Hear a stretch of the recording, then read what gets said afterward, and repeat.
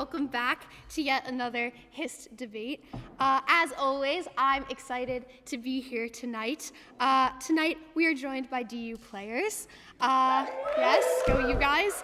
And four loud American women, so the Liz. They didn't laugh at that. I thought that was pretty funny. Whatever. Okay. Just kidding. They're not here. It's just us. Tonight's motion is an exciting one.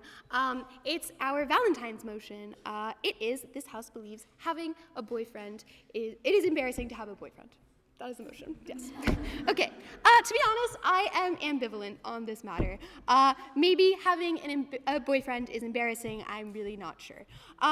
I don't know if boyfriends as a constant are embarrassing, but what I do know is that they do embarrassing things. Like, for example, the boyfriend equivalent of asking, would you still love me if I was a worm, is asking your girlfriend if she would still be attracted to you if you were shorter than her. The answer to both of these questions is the same. No, babe, that's not possible. But that's enough making fun of boyfriends from me, because I believe that we'll be hearing a lot about that tonight. But before we begin, I would like to invite you all to look inwards at your own embarrassing moments. I'll go first. When I was 13, I had a crush on a boy named Peter. I was so in love with Peter. He was smart, he was funny, he was approaching 5'8". What else could a girl in the 8th grade like myself ask for? One day, Peter looked at me and he said, "Jane, I can't explain why I feel this way." And he paused. And then he said to me, "But you remind me so much of Shaggy from Scooby-Doo." Yeah. Not even Velma, Shaggy. And the most embarrassing part about that is that I continued to have a crush on him. On a completely unrelated note, I am a little stupid. And you'd think I'd learned from these lessons, but I have not. Fast forward to first year of university. I, young, impressionable, 19-year-old me, went to a Dicey's Monday, and Dicey's Monday I did. There I was, dance floor makeout sesh in front of all my peers, with a very attractive man. He was everything I could have asked for. Tall, quiet, but almost too quiet. This man stole my ID. And this man stole my ID while I was wearing this shirt.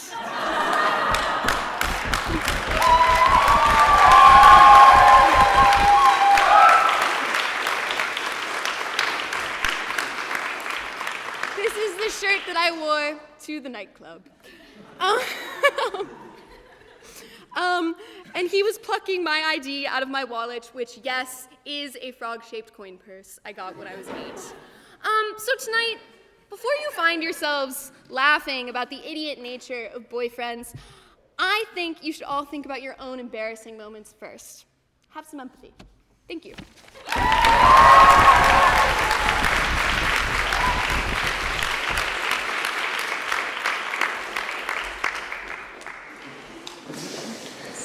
And are there any objections to signing these minutes as a true and accurate account of the last public business meeting?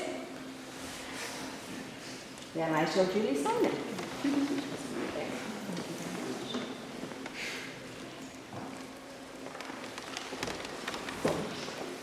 I should now like to call upon the auditor to introduce the standing order for this evening.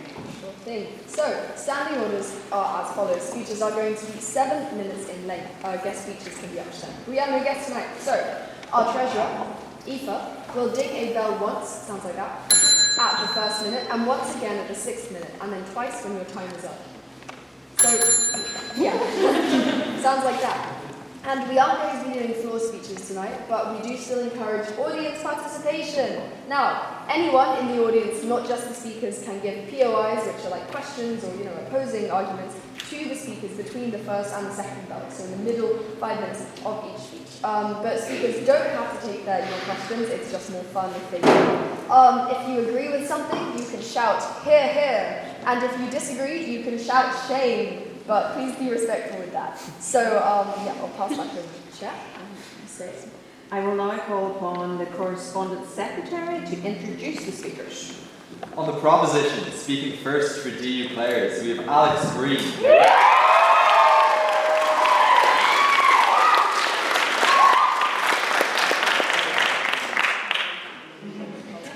Speaking second for DU players, we have Teddy Hirschhorn.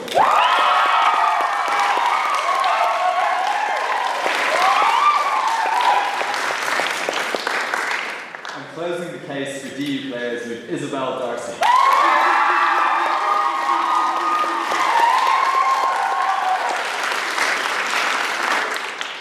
On the opposition, speaking first for the Hist, we have our very own Piper Stevens.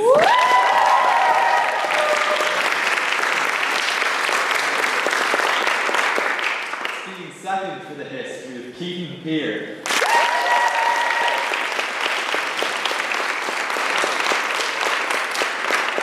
And closing the case for the Hist and the debate as a whole, we have Nusha Chodo.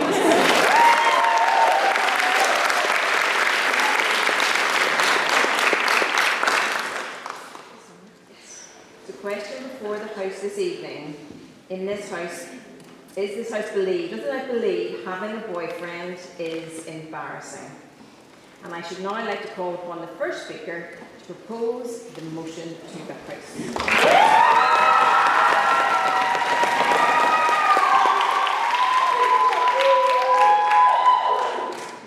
Should have fixed my undies, sorry.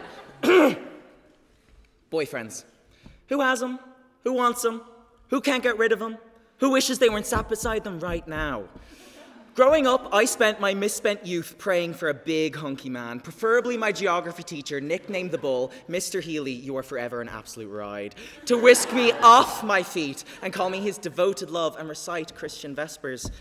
But as I'm reaching my second puberty on the cusp of 21, I find myself recoiling from the thought of a partner, now that I've been able to express my sexual liberty properly for the first time in my life. I would feel sufficiently embarrassed dragging along some twerp to a brunch, rather than continuing my exploits that have me traipsing across Dublin to many a dangerous den infested with the most dangerous sort, my tribe, gay men.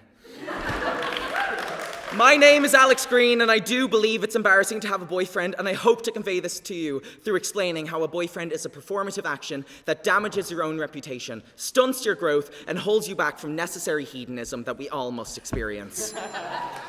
Firstly, I believe that the boyfriend has become an exercise in performative heteronormativity. A boyfriend most commonly takes shape in the form of monogamy, that blessed arrangement of you and me and no one else on threat of violence and death. We are forcing ourselves to prescribe to the relationship views of our parents, or Ross and Rachel, because this is what we have seen and encountered, and therefore hitching ourselves to the very shoddy wagon known as the boyfriend. In a world post-millennial optimism where everything used to be possible and now the world could collapse at any given moment, why should we follow old patterns instead of doing literally whatever we want? Like, I'm sorry, but wouldn't you much rather fuck that bald man nearing 40 who is a total stoner and makes it oh so sexy, likes to be called daddy and or sir while spitting in my open mouth, than sit on a couch and watch Love is Blind, Ohio nonetheless? While some freak picks his nose and asks you, babe, chipper or Chinese? It is embarrassing to pretend you prefer boredom over greater pursuits. I firmly stand with engaging in hedonistic pursuit of the slut run, because understanding and exploring your body, and plenty of others, makes you grow as a person in more ways than one. And doubly, if you are a queer person, why bother assimilate with this boring, reductive identity? How can one man truly provide you with all the necessary facets of sexual experience? He can't. And as our poet laureate Lola Young once said, I want to make you feel appreciated when you're deep up in me. When you're deep up inside. And I want to show you just what I like. And what I like is a bit of leather and rubber and maybe some ropes, but sure, we can talk about that at the afters at Players. It's really nae bother. But what I'm saying is I've only been able to discover this by stepping away from the farce that is the boyfriend and leaving the embarrassment as a token of the past. Now, you may turn to me and say, but Alex, what about exploring a boyfriend under different subgenres of relationships, like being open? And to that I say, shut up, literally, oh my God. The open relationship, a bureaucratic nightmare that no one actually wants. I, for a time, when I had a boyfriend, did ask him for one, but truthfully, this was out of fear of the unknown of what being alone looked like. I was trying to convince myself that this is what I wanted, but the thought of someone feigning devotion to me while wanting to fuck someone else makes me sick. Our feelings are already precious enough. It's embarrassing to think that you are any better or less jealous than the rest of us in your smug little open relationship. And also embarrassing for me to tell people that I'm fucking you, but you just can't wait to spend your summer in France with your beloved after I show you a lovely picture of my arse for the second time today, but only upon request. In reality, you only want the presumed prestige of saying, I have a boyfriend, because you think this elevates you in the eyes of others, with a basis of a time gone by, when we have all already moved on to the next page. Trying to use these guerrilla warfare tactics to trick yourself into believing that having a boyfriend in this way is any less embarrassing, and it's oh so evolved. Shock horror, you're chopped. Say you're crazy, and you go into a relationship with the boyfriend. Fine. What is move one? You highlight the best and most sexy areas of yourself. You are the product. As distinguished orator Iggy Azalea once put it, I am the strip club. As time goes by, you are consistently managing yourself to appease the vision you have presented. Alone, you don't have to service. Why would you willingly go into the service industry for a relationship and fall victim to the horrors of public perception and ultimately be embarrassed as people point and laugh at you in the deep hole you've dug yourself into? Public perception is detrimental to the perception of thyself, and being attached to someone as your twin flame stifles your own because you are lost in life if you haven't found yourself first. How can we throw out that we're adults when you haven't garnered any experience because you were shackled to high school sweetheart values? We simply must sleep around, girls. I refuse to clip my promiscuous little wings in order to shoehorn myself into an appendage of the boyfriend who will inevitably rebuke my innermost self.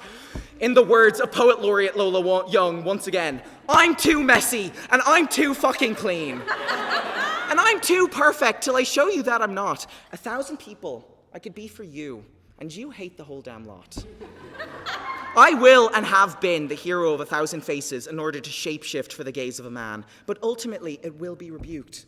We must find our true face in order to face the two-faced monster that is a man asking you out just for coffee because they never are. Avoid the inevitable embarrassment before even beginning it. Your opinion of yourself should not be shaped by a boyfriend, but it often is. And then you start to ask yourself, aren't you mad at me? Do I look fat in this? The answer is yes, and you knew it before asking, and it makes you feel worse when someone ratifies it. Like, girls, why should we seek out shame? Be hedonistic instead. Don't listen to Letterboxd. Show up to the long walk, fat and in jeans. Don't listen to what the boyfriend says, and therefore I conclude that having a boyfriend is not aspirational, not progressive, and certainly not impressive. It is quite simply embarrassing. It is more impressive to live selfishly. Fuck that man in his mid-30s. I know how I have, and I'm still going to, because isn't he so delicious? Because it is living on my own terms, rather than kowtowing to a built-up perception of myself constructed for me. But if you do think I'm pretty, my name once again is Alex Green, and I'm sure my Instagram will be tagged, and I don't bite unless I'm asked to.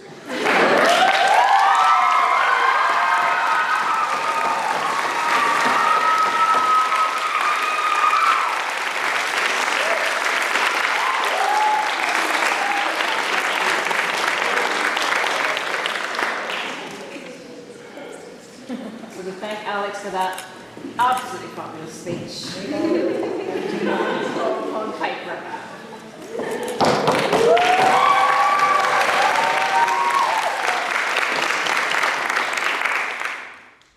Okay, so the point of a debate is to convince you of my argument, right? But when we attempt to do this whole funny thing, and even more so when players are involved, it tends to just devolve into chaos. No shame, I love chaos. But I'm going to attempt to actually sway you to opposition tonight. Fair enough. Even if you're super single and really mad about it. Okay, also, I'd like you to keep in mind that just because I'm arguing it's not embarrassing to have a boyfriend doesn't mean that I support every relationship. I'm just saying it's not embarrassing. I have plenty of friends who are dating guys that are, when I try to talk to them, it makes me feel an awful lot like Jane Goodall. I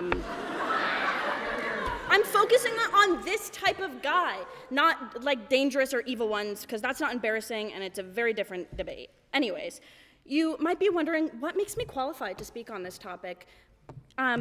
You don't have a boyfriend, Piper.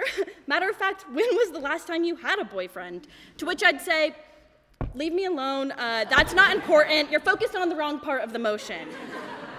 Because I may not be the mayor of Boyfriend City, but if they made a LinkedIn for embarrassing experiences, I would win LinkedIn or however it works. I don't know, I don't have LinkedIn. But here's a list of things that would go on my CV if that did exist. First, the time I was flirting with a guy in a bar and my friend came up to me and shouted, "What's up, you ugly verge," at me. I was so caught off guard that I genuinely turned on my heels and went home, just left. The time my sister gave me a designer bag, and the next day I threw up in it on a bus, and then I had to walk her through what happened. The time I got with my friend's cousin, got ghosted by my friend's cousin, ran into him at a party where he was quite literally dressed as the Joker, top hat and all. And then he came up to me, gave me a fist bump, and walked away without saying a word. Or the time that I ran full speed into a glass door at a party. So clearly I know a thing or two about embarrassment, and I can say with certainty that having a boyfriend is not.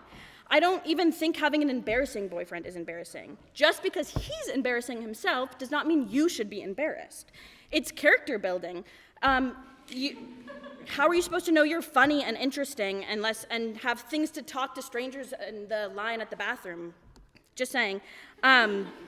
Now, an embarrassing husband, very different. You lock that in, you sign paperwork, there were witnesses, get a grip. But embarrassing boyfriends are whatever.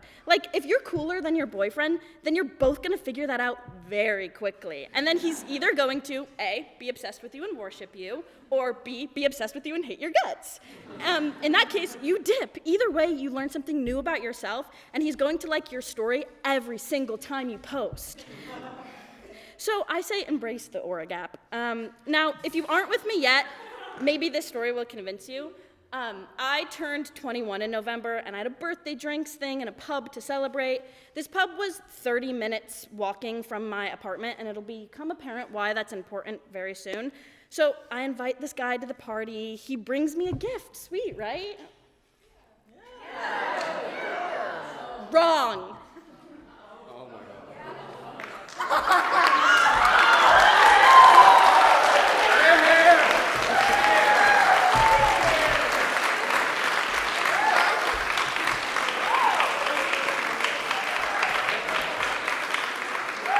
I turned 21, and all I have to show for it is this stupid fucking poster.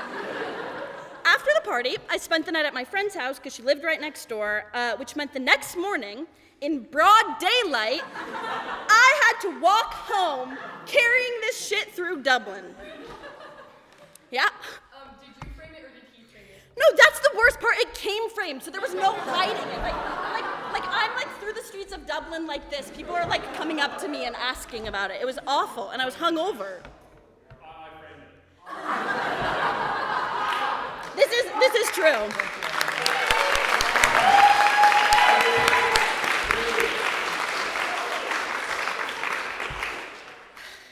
So that right there was embarrassing. And the guy who gave it to me, not even my boyfriend. So maybe if he was, then he would have had to carry it across Dublin in the daylight. Awful. Missed. You see, the men who embarrass you are not your boyfriends. They're the guys you let hang around without labels or obligations to treat you with respect. The situationships, if you will. This might just be a me experience, but it seems like a lot of men lately don't realize that if you're involved with somebody, romantically speaking, you should probably not secretly hate them and want them to die. Anyone else having this problem? Just me? Okay, good, great. Commitment-free, casual, whatever you want to call it, that's embarrassing. On Saturday, while everybody in actual relationships are on romantic dates and all the single people are out partying, these in-betweeners are going to be at home wondering why they can't lock it down and missing out on all the fun. But you shouldn't be made to feel like something's wrong with you and you need to dull your sparkle to get a date. So if you want a boyfriend, don't be embarrassed. Just stop expecting someone to change when they've shown you who they are. And if you're dating a guy and he ends up being the literal worst, whatever, like, on to the next. Being embarrassed to care and try is far more tragic than dating some dumbass for a few months. It can't fall on us who, unfortunately, like men, to not have boyfriends. We shouldn't be shaming anybody for experimenting and figuring out who they are and what they like. Social media shows us this highlight reel, perfect couples, and then rage bait of full-grown adults sitting forehead to forehead talking in baby voices. It doesn't show you actual real relationships. It doesn't show you men being kind and emotional, so then when they do that in real life, we call it cringe. It takes confidence to be compassionate in a world that's telling men cruelty is masculine. But feelings aren't embarrassing. Being yourself is attractive. You're all young, well, most of you, so be silly, date embarrassing guys, dump the really embarrassing ones, but be grateful for those experiences, because now you have stories to tell your friends or your kids one day or use in Hist debates, because people always say know your worth, but how are you supposed to just know it? You have to fuck around and find out. But if you're dating a South Dublin boy and he says he's gonna drive you to the airport and then he gets too drunk and won't wake up, so you have to climb the fence of his D fortress because you don't know the gate code, maybe when you get into the Uber on the other side, you draft the breakup text, but feel no shame because it's not embarrassing to have lived a full life, to have had one of the most original experiences of your life. In the long run, he'll be a funny story, and at least you and all your friends got to go on his boat before his inevitable downfall. Vote opposition.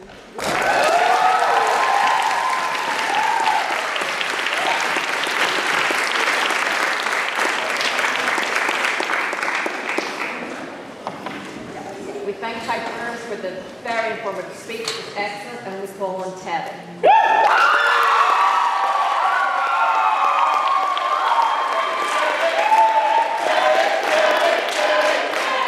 Hi everyone, I'm Teddy, and I'm here to speak on why it is embarrassing to have a boyfriend. But when I sat down to write this speech, I just honestly couldn't think of anything. You see, I have a boyfriend. A real one. I have a real boyfriend, and he's honestly great. He's so thoughtful and romantic. Like, sometimes when I sneeze, he says, "Bless you." Not all the time, because, spontaneity keeps romance alive. But yeah, he's so considerate and sweet and not at all embarrassing. His name is Seth. We've been together for about 2 years now. He's a best student. But his real passion is his career as a SoundCloud rapper. His rapper name is Meth Raps a Lot. Get it, meth instead of Seth? But he put a 1 instead of a T because he's just so creative. Make sure to stream his new song, Eating Sarah's Box. Sarah's his friend, just his friend, whose box he has never eaten. I mean, he's never eaten my box either. He says women can earn head as an apology, but he treats me so well that it hasn't come up yet. Point of information, what's box? Don't worry, sweetie, don't worry. But he's plenty romantic in other ways. So for his new song, he needed to use a girl's name, but he said fewer things rhymed with Teddy, only like ready or steady or already, but I understand. He also thought Teddy was too masculine of a name to sing about, and he didn't want his fan base to think he was one of those flaming queers. He's not homophobic or anything, no offense. He's not homophobic. He's just trying to be authentic. He doesn't want to queer bait, So he hasn't written any songs about me, but he's romantic in other ways. Like, I asked him this past weekend if he would mind getting me flowers for Valentine's Day, or if he could write me a little card or something. And he said, "Teddy, no. You already know that I love you. I don't need to go out of my way to show you that. Plus, I'm not about to involve myself in that performative capitalist dog shit just to make you feel secure in our relationship." And I was like, wow, babe.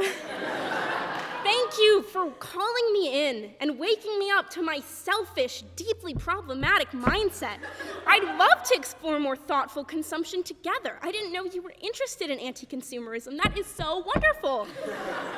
And he said, "Oh yeah, anti-consumerism. My ChatGPT told me about that." So yeah, instead for Valentine's Day, we're just gonna chill at home and rewatch his favorite clips from the Super Bowl. He's a big Patriots fan. He just hasn't really processed the loss yet. But yeah, it was the hardest I've ever seen him cry.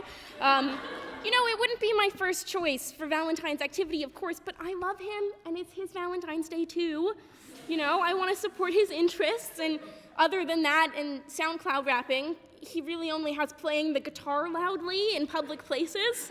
You know, he doesn't really know any chords, so he just sort of strums randomly at people and hums soulfully, and I'm like, babe, we're at the Book of Kells, can you stop? Yeah, but trying to be supportive. So the basis for this debate, I believe, is that British Vogue article about how more women nowadays consider posting about your boyfriend to be embarrassing because they worry that it feeds into a heteronormative belief that being in a relationship validates your womanhood. And they feel particularly hesitant to commit to men at a time when conservatism is on the rise globally and women's rights are hugely under attack. Lots of women don't want to have partners who are complicit in their oppression, even inadvertently. But Seth is totally a feminist. He is not complicit in my oppression. He's complicit in other women's oppression. Like, sure, he calls any woman who disagrees with him a crazy bitch who's gonna die a spinster. But he's never called me that, except for that one time. But it was my fault. I wasn't paying enough attention to him at my birthday party. Other than that, he is the most pro-woman guy I know. Like, he always compliments other women on their tits when we're at the club because he wants to mitigate the body image issues so many women are socialized into having. So thoughtful. Plus, he listens to Clairo and has a t-shirt that says, I'm with her. So, yeah, besides being a staunch feminist, he's also just a really supportive partner. Seth is so comforting to me when life gets hard. I remember about a year into our relationship, one of my family members got sick, and I called him. Seth, I'm freaking out. An ambulance just came to take Jack to the hospital. We're not sure what's wrong, but he seems unresponsive. Babe, calm down. You know I can't understand you when you get all shrill like that. Just calm down, babe. First of all, who's Jack? Is he your side hoe? He better not be your side hoe. He's my brother. Oh, damn. Yikes, babe. Wow. He just gets it. He's my rock. I'm Sisyphus. No,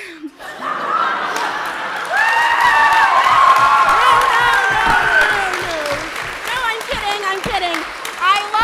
I love him. He has so many great qualities. Like, he is just such a family man. He loves his mom. They kiss on the lips like every time we see her. In fact, he says that when we get married, she's gonna live with us. Yeah, because she's a better cook than I am. I'm just around to help him work the washing machine. It's confusing for him. He always messes it up, so at this point, I just do his laundry for him. He's not here tonight, by the way. That's the one embarrassing thing about him. He's loyal to the Phil. He doesn't usually come to the shows I'm in at Players either, though, because the last time he came, he got removed from the theater for scrolling on Reels the whole time. He thinks it's unfair of Players to interfere with his God-given right to scroll on Reels. I try to respect his boundaries. My friends don't really like Seth either for some reason. They say that he's dragging me down and that he's a stain on my reputation and that our relationship makes them question my self-respect and judgment. They do think he's supremely embarrassing. But to that I say, how can love be embarrassing? Love conquers all, and he loves me. I mean, he doesn't really say it unless it's a holiday. He says those words are reserved for his mom, his best friend Sarah, and his ChatGPT. But I know he loves me in his own way, right? Sorry, this is embarrassing. I'm sorry. I'll just sit down.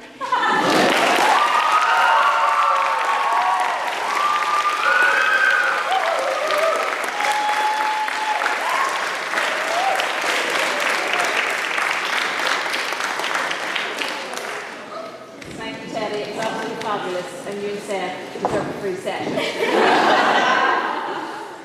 We call him Kitten.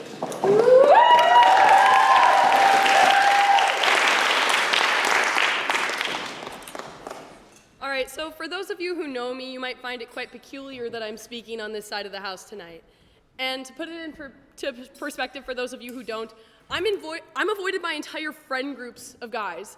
I've risen to niche micro-influencer status because of my complications with men. I'm even banned from Hinge for sending Revolut requests to strangers.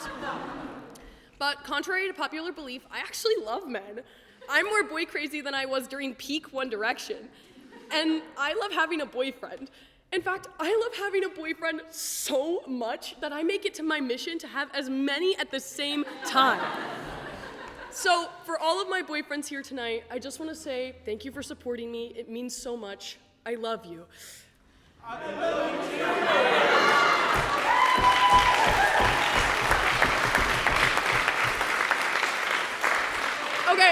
Okay.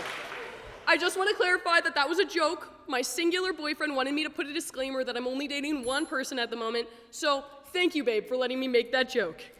You're welcome. All right, I do feel quite qualified to speak in today's debate. I've had a lot of boyfriends for someone my age. I've had boyfriends of every color, every size, not every age, not without my lawyer present. But someone called me an expert in the field. And after evaluating the qualitative data, my lived experience, I've recognized a behavioral pattern. That is, while I have felt embarrassed, the perpetrator of the humiliation is indeed not the boyfriend, and in fact, me. See, I don't think having a boyfriend is embarrassing because there's little to nothing that I can think of that would embarrass me more than I already embarrass myself. So, in honor of that, to be a bit vulnerable, oh my God. I've decided to release some of the most embarrassing things I've done in pursuit of a man, because of a man, or for a man that was completely unprompted by the man in question.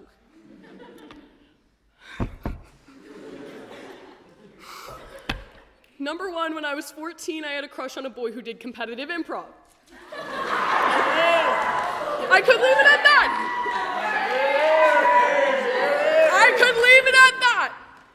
But one day, I joined him at a practice where we played a game trying to make each other laugh. So I proceeded to slap him, then kiss him, and the room went silent. Next, one time I let my ex stay over and pretended to be asleep while he pissed off my balcony. Number three, I immediately bought a 20-pack of condoms when I found out that one of my exes was staying in the same hotel as me. We did not hook up, and in fact, I found out that he was now dating the girl that said I was too good for him. Number four, I had a one-night stand with a guy I met at the George, and he was skinnier than me. I repeat, I found the only straight man ? At the George, and I took him home, where I proceeded to have the worst sex of my life for 2.5 hours. Can I get a shame for that? Shame! Hey, joke's on you, I'm into that. Number five, I went out with a man willingly knowing that he drove a Cybertruck. Okay, I'm done with that. I'll never sleep again, and you virgin nerds are probably waiting for the actual argument. Now, I didn't actually read the Vogue article this debate is based off of, so I'm going to do what any art student does best and bullshit profound commentary on material I didn't read. Thank you. Now, there's a danger in basing the pride you feel in your relationship on public perception. Now, obviously, if you're dating an ugly, boring, stupid, incompetent, unambitious loser, a liar, a cheat, a chlamydia carrier, and you know this to be true and you still stay, maybe you should consider external shame as a motivator to end your relationship.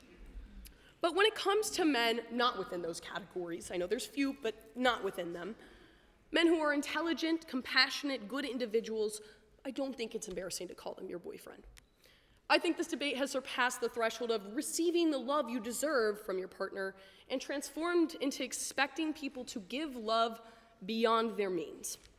This is a manufactured issue. It is strategically placed within your algorithms, within your catalogs, and consequently, your relationships, designed to define your lovers as commodities.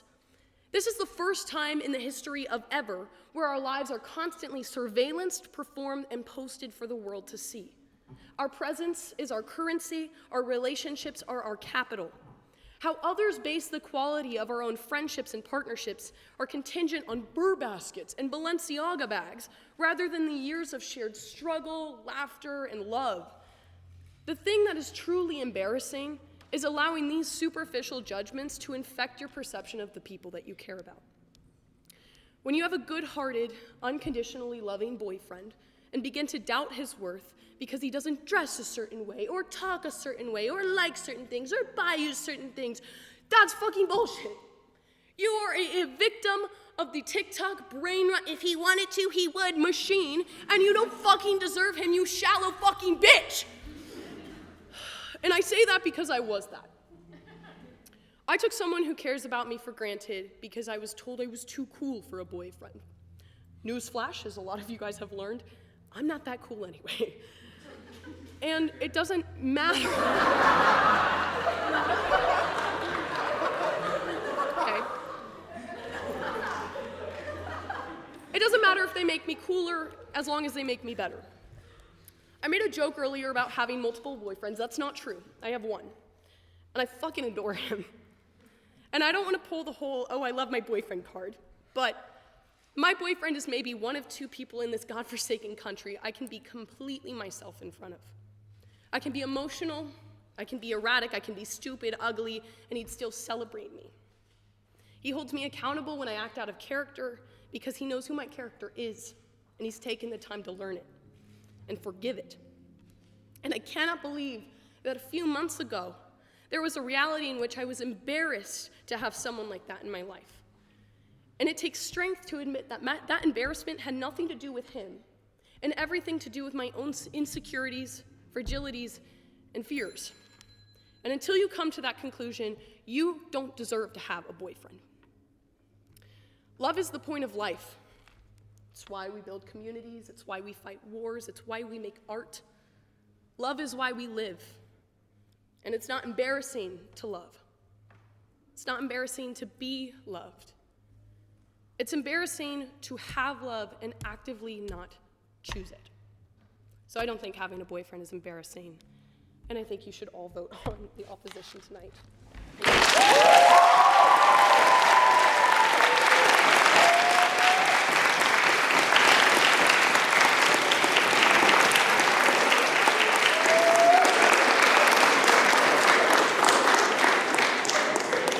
Thank you, Pete. That was fabulous. I loved it.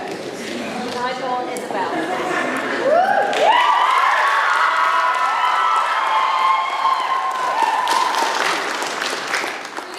Ladies and gentlemen, my name is Isabel Darcy, and I have a confession to make. I have a boyfriend. In preparation for this evening, I have consulted the council, and these arguments were developed in collaboration with our strongest soldiers, girls who have survived horrors that would send them, even the most battle-worthy individual, into long-term therapy. My aim is to prove to the House that having a boyfriend is quite simply an embarrassment, entertaining these creatures we refer to as men, and engaging in the fruitless task to domesticate them. First of all, he's a man.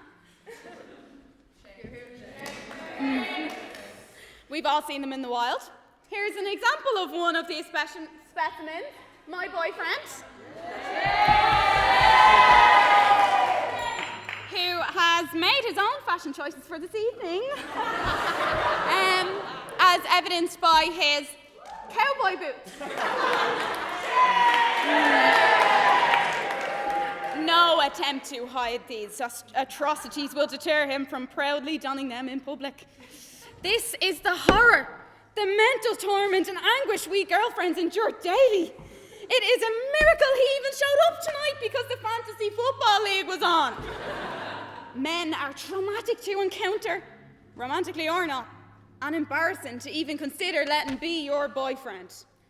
So, let's say you found one of these failed lab experiments that you wish to become involved with. The first step is to consult your friends.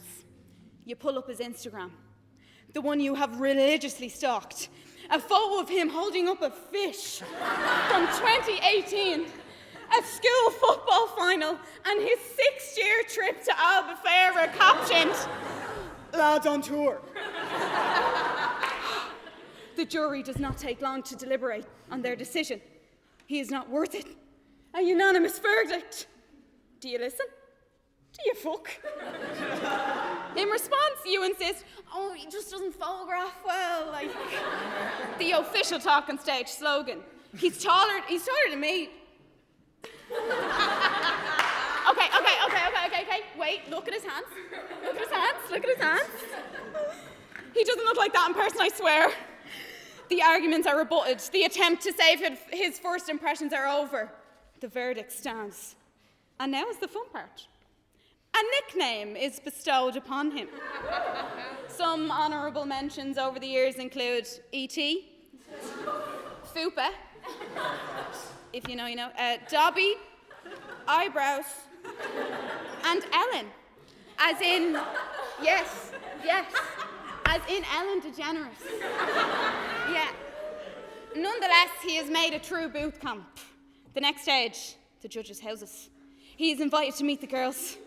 You have meticulously picked out his outfit, given him flashcards on each individual, and reminded him to speak only when spoken to. This careful planning takes time and dedication, reminding him that he is still on trial. But we have to remember, he is but a man.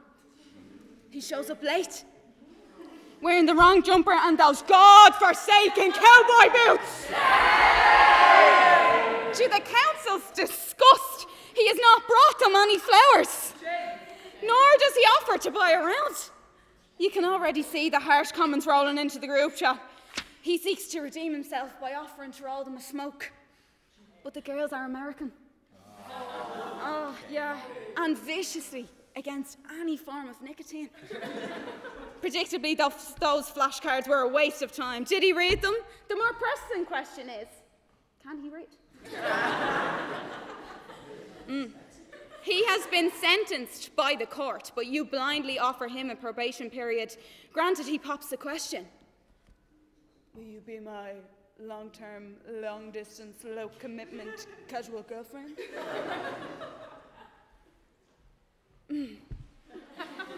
It is hell, it is horror, and worst of all, it is deeply, deeply unsexy.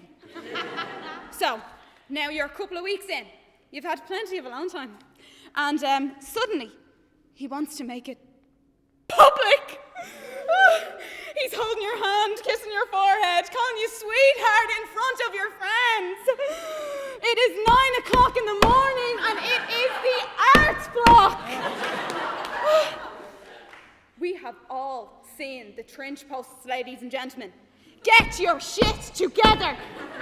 Shifting in the back of the Edmund Burke Theatre.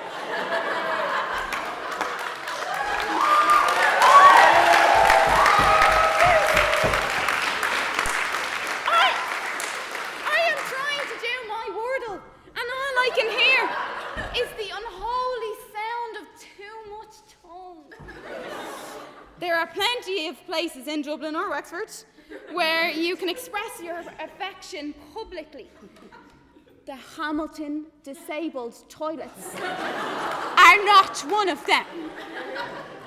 It is embarrassing for you, it's embarrassing for us. Sort it out. The honeymoon phase is now officially over. What started as young love has evolved into labour, emotional, organisational, and suspiciously maternal.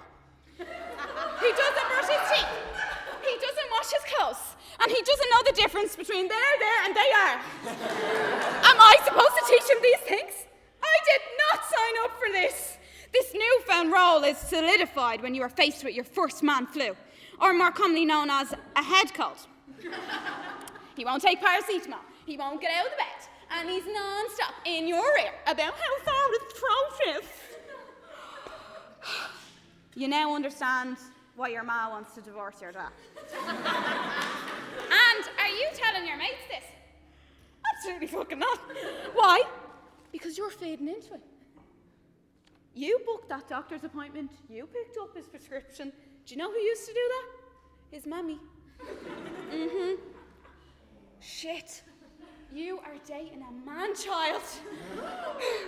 We've grown to accept, in fact, praise the bare minimum. You'd think we would learn after countless experiences that make us question men's sanity as well as our own. After 20 years of watching women accept the bare minimum from males, I am fed up. Woo. This girl over here regularly lets her boyfriend dry hump her like a dog. And she doesn't get any head. You let your boyfriend call you nanny in bed. And she still didn't get any head. This girl was so blinded by love, she let her fella suck her toes for 9 months straight. And he still didn't give your head! Oh! These are just a few of the many humiliating experiences of my friends' ex-boyfriends have subjected them to. The standards are on the floor, girls, and the bar is a tripping hazard in hell. This has truly been an eye-opening experience, seeing that no one here is shocked or surprised by this information. Why it is normalized to have a boyfriend, this is embarrassing.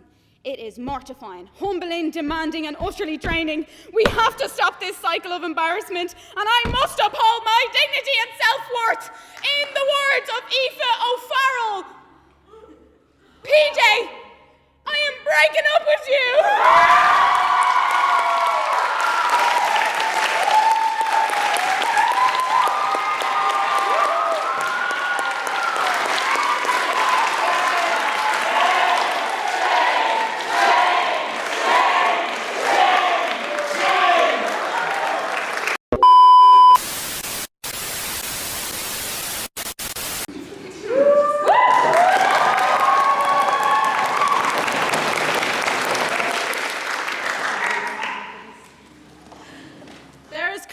Toilet paper in 2/3 of the stalls in the girls' GMB bathroom. Madam Auditor, you warned me about this last night. Yet today I sat drip drying. Your warning having slipped my mind. I'd like to warn you all that that was the only joke I wrote in this speech. This is a terrible follow-up to the player's performance, so Piper, could I borrow your prop?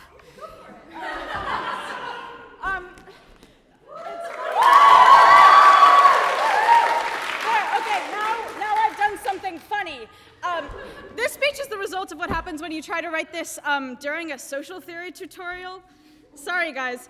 So as I sat and dripped, I opened Reddit on Chrome and read a thread about the Vogue article that inspired this motion. And the thread mirrored what we've heard on both sides of the debate tonight. Some people said that having a boyfriend is embarrassing only when that boyfriend is shitty, but it's fine when he's awesome.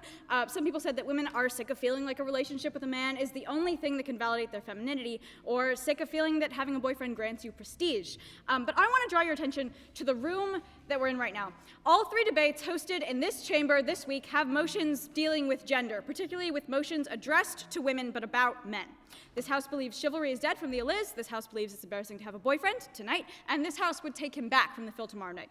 These motions are all concerned with what women think of men. The imagined modern every woman is invited to be critical of her male counterpart's behavior in all 3 debates, each about a different fuck-up, be that chivalry, embarrassment, or breakups. These motions are post-feminist, in that they take for granted that women's opinions are the central focus of our conversation. Without women's voices, these debates don't exist. What I mean is that I am in a position to talk among women about men. And that's fine, but I want my participation in this week of debating to be a piece about the every woman and not about her counterpart. I don't want to talk about what the men are doing or not doing. I want to talk about the way women talk to each other about men and the way women talk to each other about themselves. To do that, we need to talk about social media. As Keaton has told us, the original Vogue article was fundamentally an article about how responsive you should be to your Instagram followers. The author tells us explicitly from the first lines that this embarrassing boyfriend phenomenon is about how the audiences of influencers feel about those influencers' boyfriends. The embarrassment of a boyfriend that he can cause is based on his marketability, or his lack thereof, to the audience of a woman with an online presence. Now, this woman may be a writer, or an artist, or a venture capitalist, but before she is all of those things, her fans may come to think that she is a boyfriend girl. She is guilty of falling into step with a man and taking on his preferences and his interests, and then displaying those interests to her fans who respond with disgust because this isn't the literal girl boss content they sign up for. But I think that before we can even call this cool and successful partnered woman a boyfriend girl, we have to acknowledge that she is an Instagram girl too.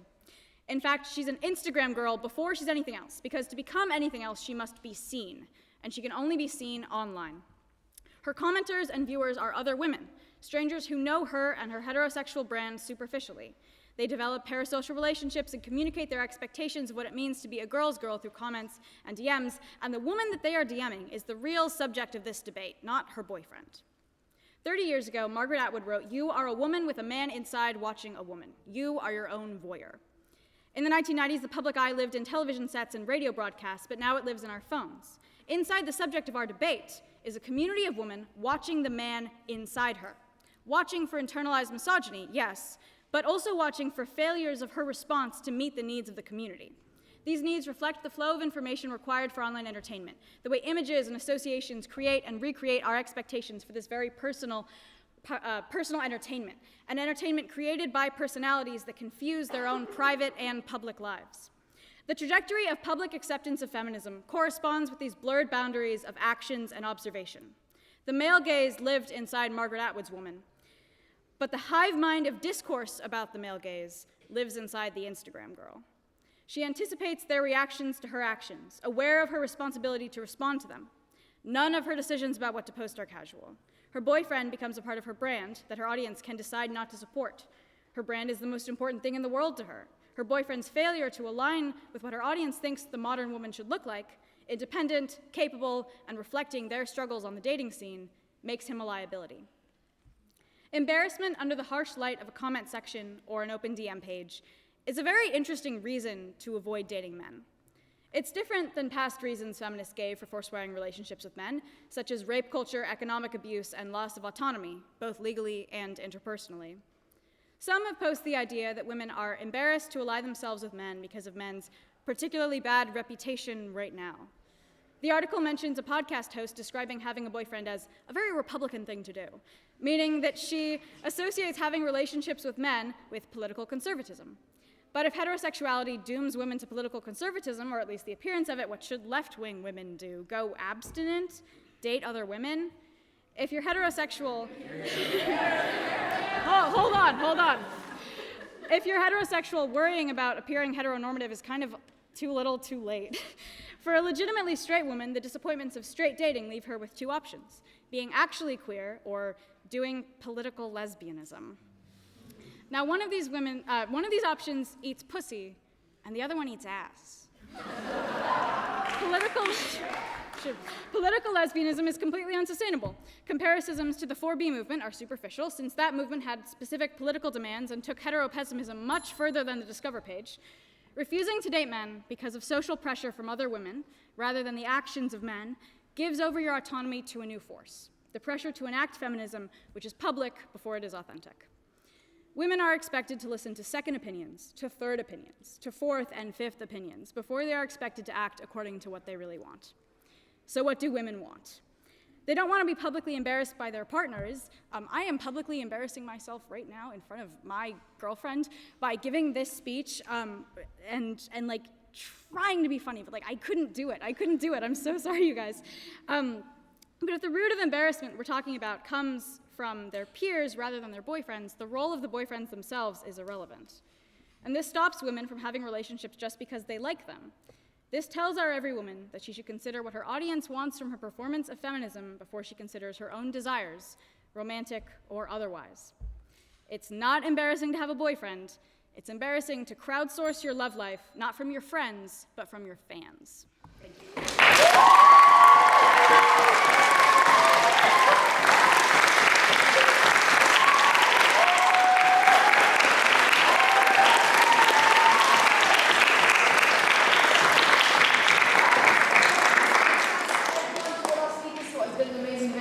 We're now going to hear from Lisa McFarland, a relationships coach, before we put the motion to a vote. So, let's give it up for our chair.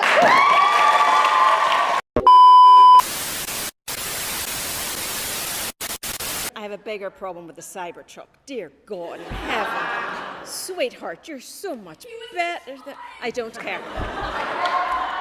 I don't care. I don't care if he was 6'5" and hung like a donkey. I do not care. Okay? No. Now, my children are your age, so be really careful, okay? Because they will watch this and they will shout at me, okay?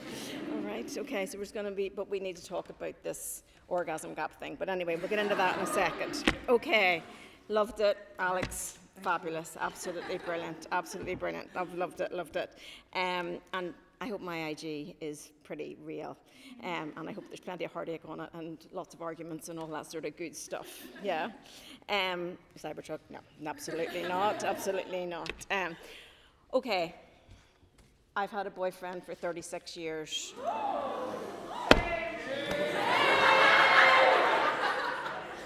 Forgive me. And we were both very emotionally immature until we were 42 years old. So I will go with the committee and say it is very embarrassing to have an emotionally immature partner. They're the ones that you have to leave a party because they're having a meltdown. They're the ones that criticize your outfit. They're the ones who insult you. They're the ones who do not know how to do healthy conflict. And I was that person. And when we went to therapy and my therapist told me that I couldn't give my husband the silent treatment, I give her the silent treatment for the whole session.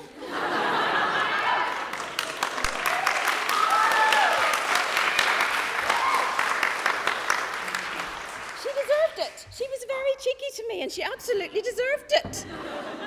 The only problem was I had to pay her £75 at the end of the session. And then when she told me the next time I felt like giving my now husband, then boyfriend, a silent treatment, we call it huffing in Belfast. I believe in other parts of the world it's called a different thing, and there's a reel on Instagram with 2 million people watching it, because in England, huffing is sniffing glue. Just in case you were unaware, because I was. And my then teenagers were like, Mummy. And I went, oh, well, that's out now. What am I going to do about that? So anyway, so it wasn't good. We met when we were 16. I will go with you with this, Keaton. Is anybody here from the north, been to the north? Good job. There is a place called Dundonald Ice Bowl. It's an ice rink. And in my day, I had my own ice skates.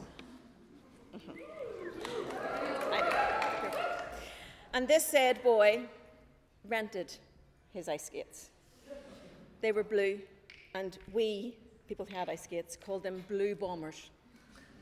And he attempted to skate up to me in his blue bombers and to ask me out. Oh, Caitlin, it was bad. It was so bad. And I said, no. And he said, your friend said, and I said, well, tell her no too, because that's not a thing. And 2 years later, this said boy went to work in Belfast Shipyard. And I was working in my mummy's Bible bookshop at that stage. And he says to this day, he did not get off the bus on purpose. But you're all too young to remember the Coke ad, but there was a Coke ad on in the 80s, 90s, and there was a beautiful young man, and he had red overalls tied around his waist with a white T-shirt. Is he up my alley, is he? You would like that. You would like that very much. So he got off the bus, and I almost went through the Bible bookshop window. And there he was, Mr. Blue Bomber, but all grown up. And just that nice wee bit scruffy, not like, just the nice wee bit scruffy with the overalls tied around his waist and the white T-shirt. And that was it. The story was over. I now found out months later when I was pursuing him that he promised that day he would never ask me out again because I turned him down on his blue bombs. So I had to take matters into my own hands, and in Belfast we call it a snog, but I hear in Dublin it's called a shift. So we had to take matters into our own hands, and that will be 36 years ago on the 21st of March this year. I'm going to cry myself.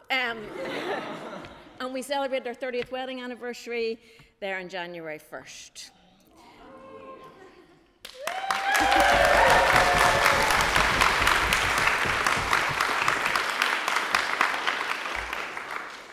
But it's not all rainbows and butterflies. Yeah. We went through some very difficult times. We have raised our children. We have a business together, which is absolutely insane. And I came to this work as a relationship coach because we had to go to relationship coaching. Yeah. And the shame 10 years ago was unbelievable. We didn't tell the babysitter that's what we were going to. Yeah. That was the time that I had to pay her when I gave her the silent treatment for the whole session. Yeah. Because as in my life now, I have so many women who come to me and they bring their male partners and they say, and I go, gotcha, yep, I'm here for you, I'm here for you. And I took my husband to be fixed. I took my husband so she would fix him because I had been saying all the things that I felt that he needed to do. Turned out there was a lot of fixing had to go on my side as well. The huffing being a very big one. We didn't even know 10 years ago what it was to look after your mental health. We didn't know. We brought our stresses home, we laid those on each other. We were brought up in the Jerry Maguire and the Pretty Woman era where you complete me and I'm your other half, what a load of shite. Yeah, we sucked each other's energy, easy.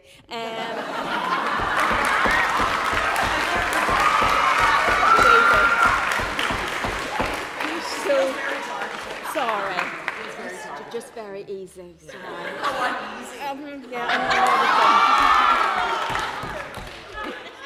I think you take it as a compliment. So we believed that it wasn't our job to look after our mental health, it was our partner's job to look after our mental health. If I was low, I expected him to lift me. If he was low, he expected me to.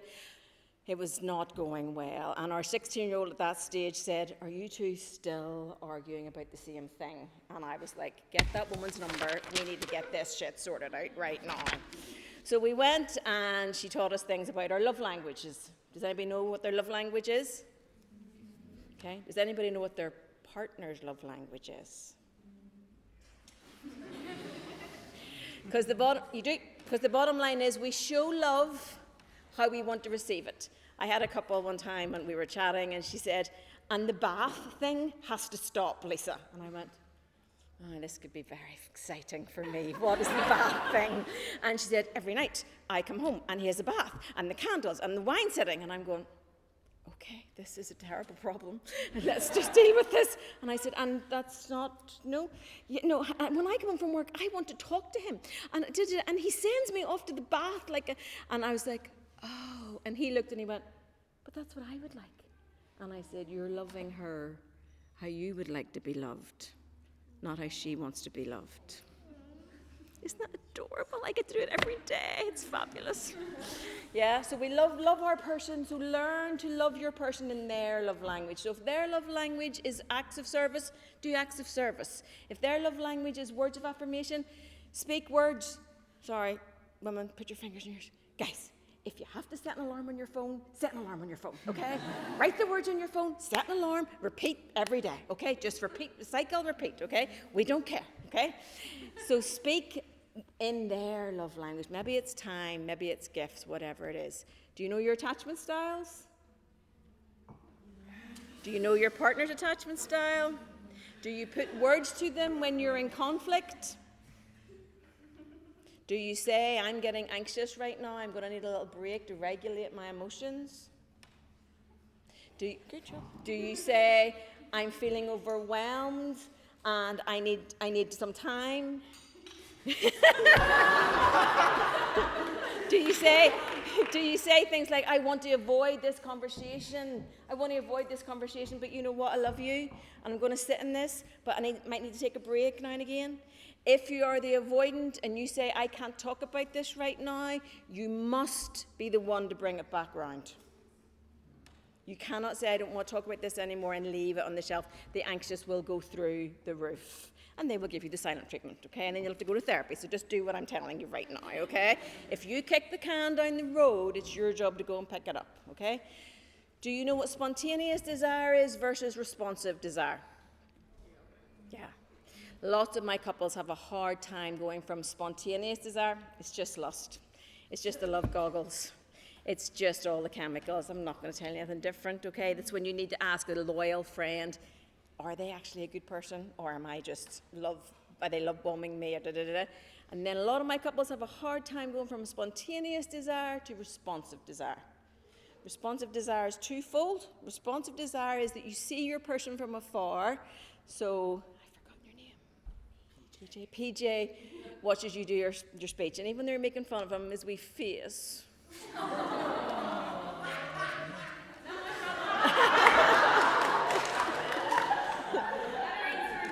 that, my friend, is called responsive desire. Now, yeah, huh? Responsive desire is also when you feel no more like doing anything with your partner, but you start kissing and cuddling and touching and it's going something else. But anyway, we're moving on. My children are going to watch this, and all of a sudden your body goes, "This is not your worst idea, actually. This could actually work out okay." Okay. So we don't want to think about two people completing each other. Okay, we want to think about two whole people, two beautiful, young, whole people like you guys, building something. We want to build it, and we want to nurture it and look after it like we would a garden. It needs to be watered, fed, weeded sometimes. It has to be cared for. It is its own living, breathing thing that has to be looked after. My demographic for couples that come to me are 29 to 42. Had their children, it's just getting busy, work's getting busier, they maybe started a business, all those sorts of things, and they have forgotten to cherish the relationship. They've forgotten to date, they've forgotten to make love, they've forgotten to plan things, and they have forgotten to prioritize the relationship. So if you want to have a good relationship, choose somebody who is emotionally mature or who's willing to do the work to become emotionally mature. Learn how to do healthy conflict. Learn how to regulate your nervous system when your person really annoys you and you want to say lots of things to them, but you know that's not a very good thing to say. Regulate yourself. Stay in the emotional tunnel with your person and get to repair. I promise it'll make for a beautiful relationship. Thanks.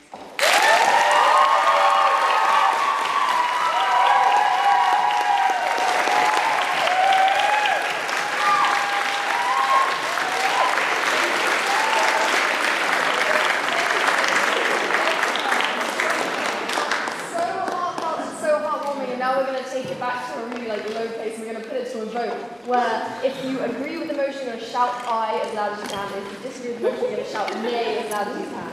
And the louder person, so would you like to talk through? That was me done. On the other side. Sorry. I will now put the question to the House. On the motion, this House believes having a boyfriend is embarrassing.